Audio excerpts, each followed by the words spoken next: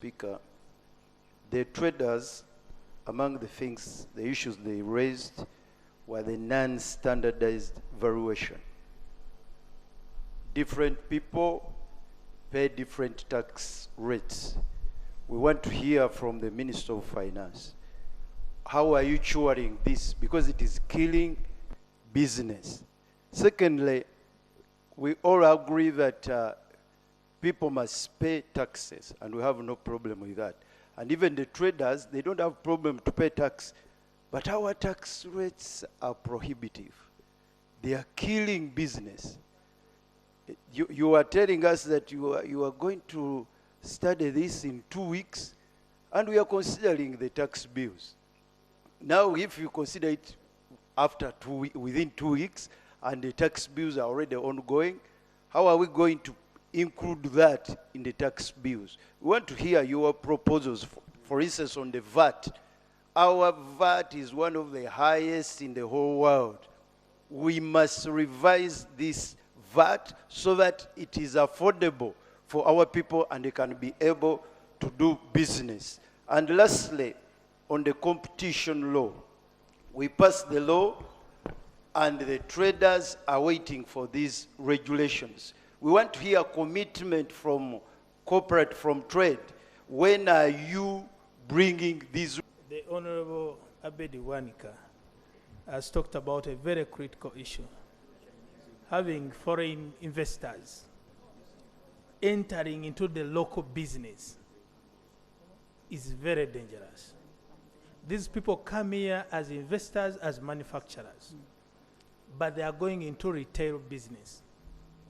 If we don't protect our local citizens, it is dangerous for the economy.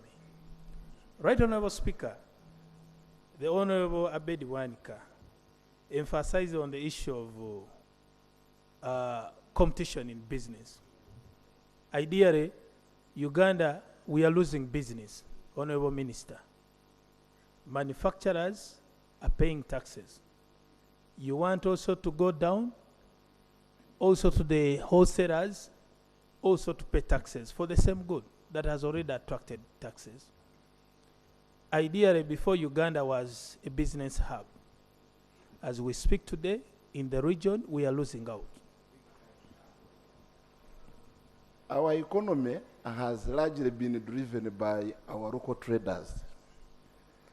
And if you have been in Chikobo 10 years ago and you go there today, you will realize the real slump in the business. Most of our people have actually been driven out of business. And one of the factors has been overtaxation. When Rwanda closed the borders with Uganda, it established its own Chikubo in Rwanda. And most of the people used to shop from Chikubo here, from Rwanda, Burundi, Congo, have now resorted to Rwanda and others to Tanzania. Now, if the minister, especially the Minister of Finance, is interested in resolving this issue and bringing back our economy on track, there is a group of traders, the middle ones, called the Tusachimo. And I've tried one time to link up the ministry with that group of traders to discuss with them, and you actually get to know where the challenge is. IFRIS wouldn't have been a problem, but it is adding a cost on their business. Most of these traders, by the way, are P7 dropouts, P7, S1, S2, but they are the ones who have been driving this economy. Now, you have the foreigners who have opened it up. Yes, they are manufacturers, but they have their own wholesale shops, they have their own retail shops, and they have had all this system throughout the entire country. And our people are being driven out of business. Some of us who have been surviving on them as legal practitioners are also running out of business. So the ministry here needs to go down and have this dispute with the traders addressed from both a legal point of view and also a humane point of view. Thank you, Madam Speaker. Thank you. Maggie. Thank you, Right Honorable Speaker, and I want to thank the Minister for having held the meeting with the traders. As Honorable Bwanika has said, this strike in Kampala is representative of the whole country. Everyone else up country has been looking at the resolution that is coming out of this meeting to find solutions for their respective areas. My issue is still with, if they have opened up an office in Ichkubo, what is happening with my traders in Wizwera, down in Imbarara, who are facing the same issue? I also want to say that there is also something within the citizens of this country. People are saying, and I want to bring it to this house, honorable colleagues, people are not refusing to pay taxes, but there is also what they are asking. What is the tax they are paying doing for their children, for their spouses, for this country? As we continue to pay taxes, as our people continue to pay taxes, at the end of it all, what are people gaining from the taxes that they are paying? I beg to submit. Thank you. Though what you pay as tax should not be equivalent to what you receive. Taxes, you have hospitals, you have schools, you have roads, you have all of that. Even paying you as a member of parliament is out of those taxes. Mitoma. Thank you, Right Honorable Speaker. Last week, I'm not a business person, but I fell a victim when I got a donation from the US of reusable pant pads. The 6% was paid at the airport. But when they saw those pant pads, they said that they are knickers.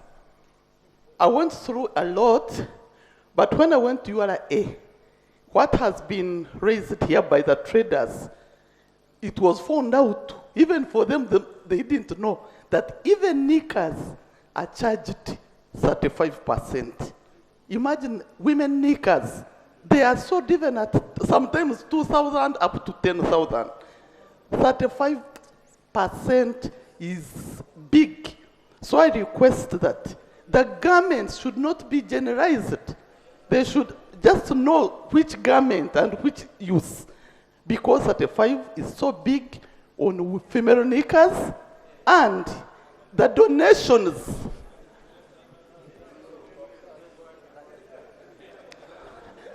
Right Honorable Speaker, I beg I get protection. Honorable, people, let Honorable Mitoma finish. And secondly, these were the donations. My donors were forced to pay 20 million for those reusable pant pads. I even have samples here. They call them knickers because they are reusable pant pads. So I request that they change. They try to categorize the garments they are charging 35% for. Thank you, Right Honorable Speaker. Thank you, Isaac. Thank you, Right Honorable Speaker. Right Honorable Speaker, I think the problem that we are facing here is that the Ministry of Finance, Uganda Revenue Authority, have failed to recognize our businessmen as stakeholders in generating taxation. The major stakeholders. The major stakeholders. They only look at go in form of enforcement. They do not involve them in most of the negotiations. And that is where we end up with this problem.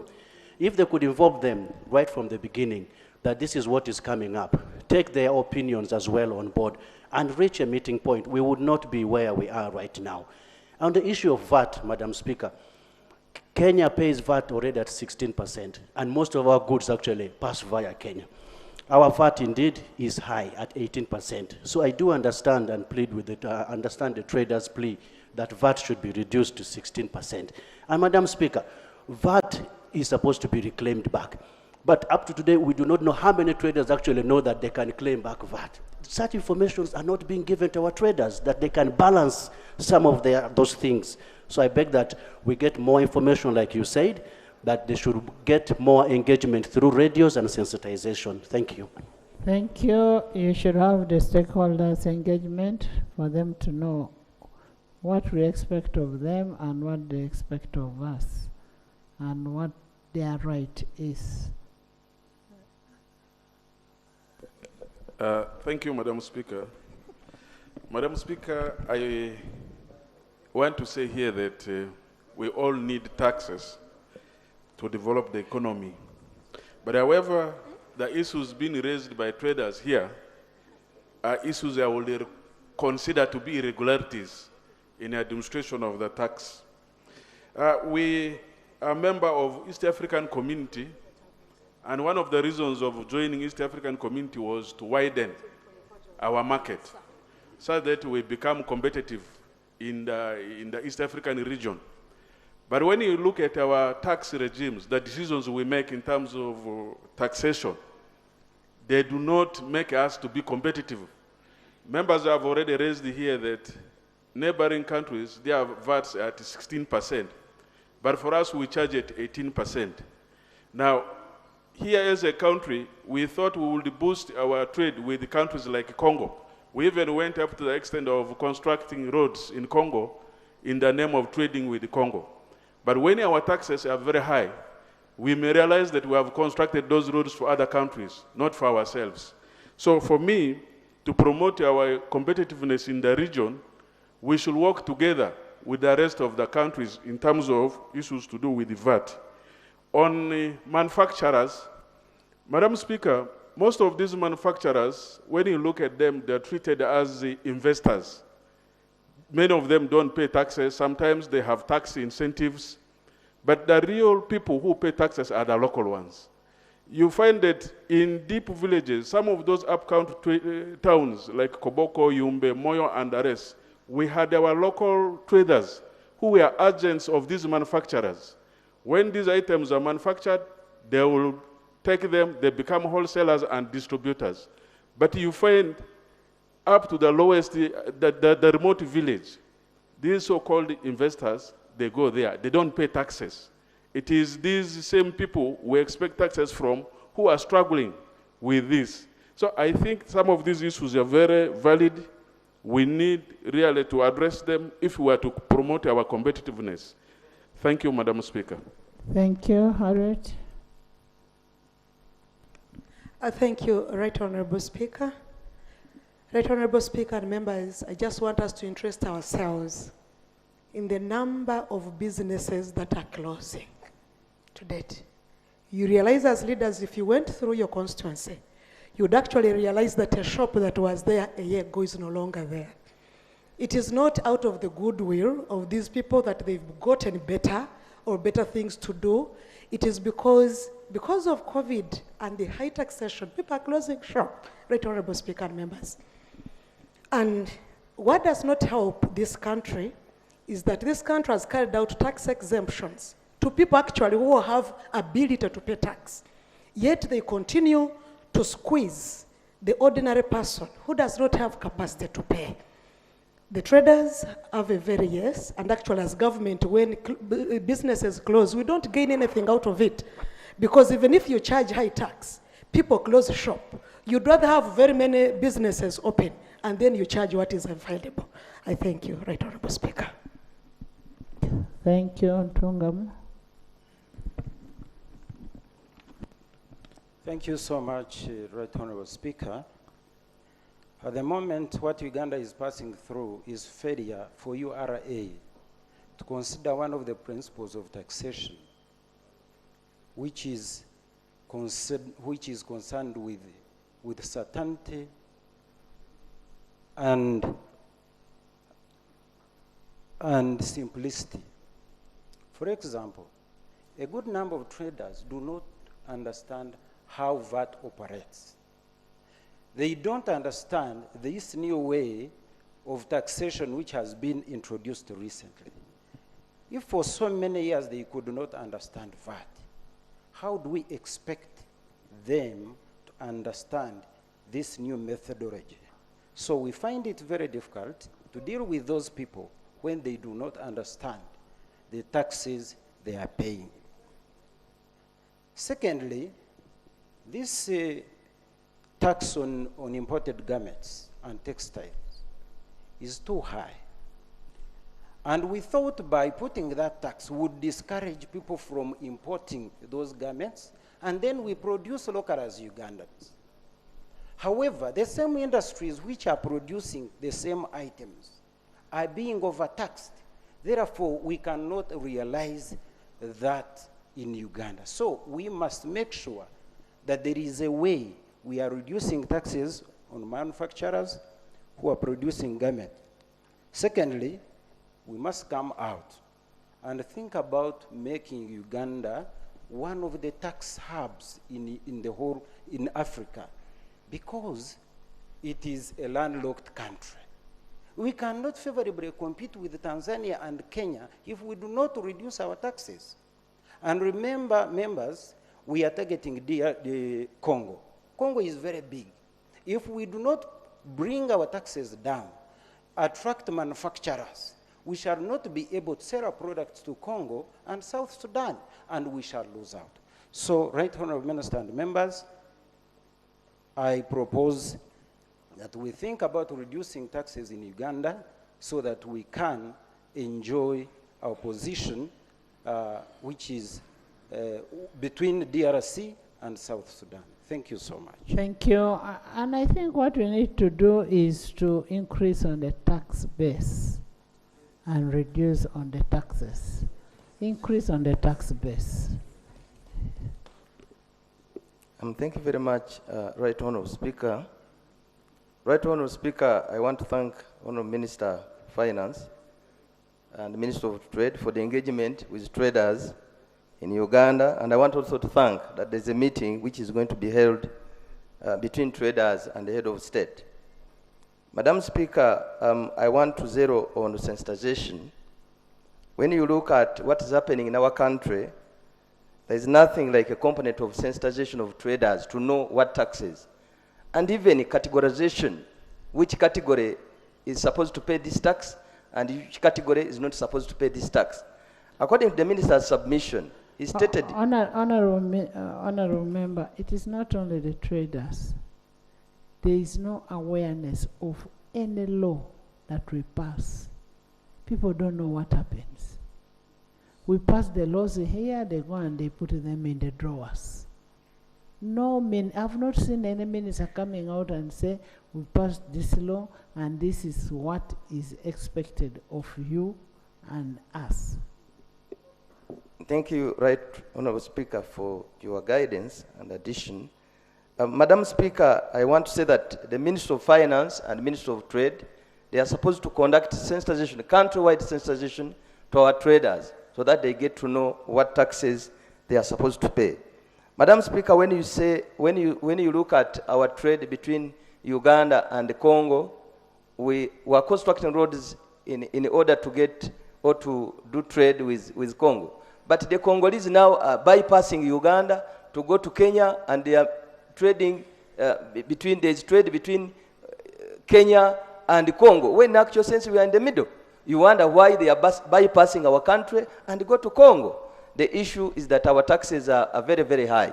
We need to do something. We need to sit on the drawing board and do something. Otherwise, we might lag behind. I want to thank you, Madam Speaker. Yona. Thank you, Madam Speaker. Madam Speaker, the tax system needs a rigorous action by this Parliament. Madam Speaker, we appreciate that we need to collect revenue for this country, but I want to assure members that today, if you open a company today, by tomorrow, my namesake Msingu's Registrar General, URA, by tomorrow you'll find yourself with debts of Commissioner General, debts of VAT close to 20 million, you don't know where it has come from. You'll find areas of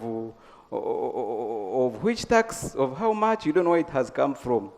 We are talking of people trading down. But even people upstream with companies are also closing down. They're also dying.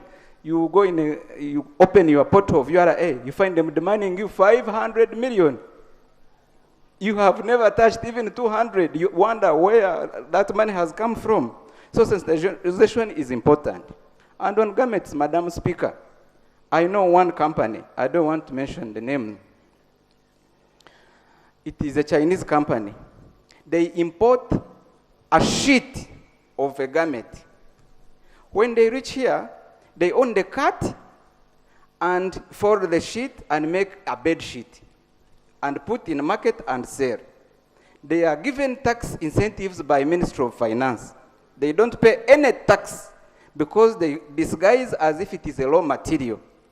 Me, if I am in Chikubo, I go to China and import bed sheets ready for sale. I will pay tax, I will pay VAT, I will not have any tax incentive, and I'm competing with this same Chinese who has come with a big roll of sheet and just cut, put on a sewing machine, and just fold it. And these people have given him a tax holiday. It is very absurd that us, we are going to be enslaved by these people whom we have given tax holidays. We want a tax base, but can the Minister of Finance table to us the people they have given tax holidays? Who are they? Those are the people who should be contributing to our tax in Uganda today. And we have stopped, they are not paying. We have run a person in Chikubo, we are squeezing him to the bone marrow and left this company, these big companies, which I don't want to mention names, like telecommunication companies. Madam Speaker, we need to revisit the contract we have with telecommunication companies. We need to charge them on the interest, on the money that they get from here. What is their investment vis-a-vis the profit that they are repatriating without building even a single school of 5 classrooms? Madam Speaker, we appreciate you with the mega salary you have. You have built a serious school in your village. What has MTN built to Uganda? It has only taken all the profit back to South Africa. Thank you. Madam Speaker, I beg to submit. Thank you for your